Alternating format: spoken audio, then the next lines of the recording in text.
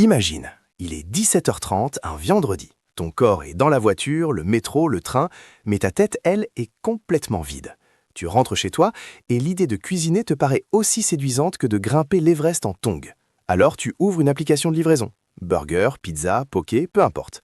Entre les frais, la livraison et le petit supplément que tu ajoutes sans réfléchir, tu lâches facilement 30, 40, parfois même 45 euros. Tu te sers un verre pour décompresser, tu t'affales sur le canapé et tu lances une série que tu regardes à moitié, juste pour couper ton cerveau. Et tu te dis « Je l'ai mérité, j'ai bossé toute la semaine ». Mais si je te disais que ce repas ne t'a pas coûté 40 euros, si je te disais qu'en réalité, il t'a coûté bien plus que de l'argent, reste bien jusqu'à la fin, parce qu'après ça, tu ne regarderas plus jamais l'argent de la même façon. On pense tous vendre notre temps à un prix correct, 25 euros de l'heure, parfois plus. Mais ce chiffre est un mirage, parce qu'il ne tient jamais compte des taxes invisibles de la vie quotidienne. Le transport, la fatigue, le stress, les dépenses pour tenir le coup. Et quand tu additionnes tout, tu arrives à une conclusion dérangeante. Tu crois travailler à 25 euros de l'heure, mais en réalité, tu travailles peut-être à 10 ou 12. Si tu t'es déjà demandé où passe ton argent, ou pourquoi tu as l'impression de courir sans jamais avancer, tu es au bon endroit. Aujourd'hui, on ne va pas parler d'investissement, on va parler d'une fraude comptable, pas celle d'une entreprise, une fraude que tu commets contre toi-même sans même t'en rendre compte.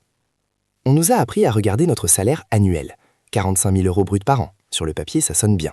Mais dans n'importe quelle boîte, regarder le chiffre d'affaires sans analyser les dépenses, c'est le meilleur moyen de couler. Et pourtant, pour notre propre vie, on fait exactement cette erreur. Le produit que tu vends, c'est toi, ton temps, ton énergie, ta santé. Et le coût de production peut devenir énorme. Prenons un exemple. Appelons-le Louis.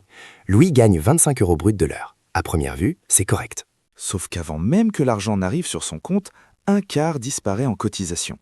Ensuite, viennent les coûts pour avoir le droit de travailler. Le trajet, la voiture, l'essence, l'assurance, plus de 400 euros par mois.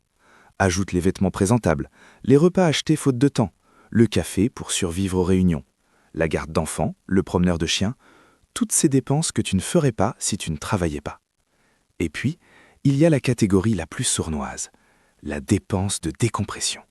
Le verre du vendredi soir, le week-end improvisé pour souffler, le shopping pour compenser. C'est l'argent que tu dépenses pour réparer ce que le travail t'a pris. Résultat, Louis ne garde même pas la moitié de son salaire brut. Mais ce n'est que la moitié de l'équation. Un salaire, c'est de l'argent divisé par du temps. Et le temps, on le sous-estime toujours. Officiellement, Louis travaille 35 heures. En réalité, il se lève plus tôt, il se déplace, il rentre épuisé et met du temps à décrocher. Quand on additionne tout, ce sont 50 à 60 heures par semaine qui sont aspirées par le travail, sans jamais être payées. Alors maintenant, on fait le vrai calcul. L'argent qui te reste vraiment à la fin du mois, divisé par le vrai temps que tu consacres au travail. Et là, c'est le choc. Louis pensait vendre son temps à 25 euros de l'heure. Mais après audit, il le vend parfois à 10 euros, voire moins. Parfois moins qu'un ado dans un fast-food, qui y va à pied, porte un uniforme fourni et laisse son stress sur place. Ce calcul n'est pas là pour te décourager. Il est là pour te rendre lucide. À partir d'aujourd'hui, traduis chaque dépense en heures de vie. Ce week-end à 120 euros, ce n'est pas 120 euros. Ce sont 12 heures de ta vie, 12 heures de fatigue, de trajet, de temps sacrifié. Et pose-toi une seule question. Est-ce que ça en vaut vraiment la peine ? Traite ta vie comme une entreprise.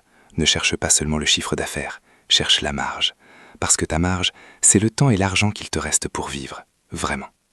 L'éducation financière ne sauvera peut-être pas le monde, mais elle peut clairement te sauver toi.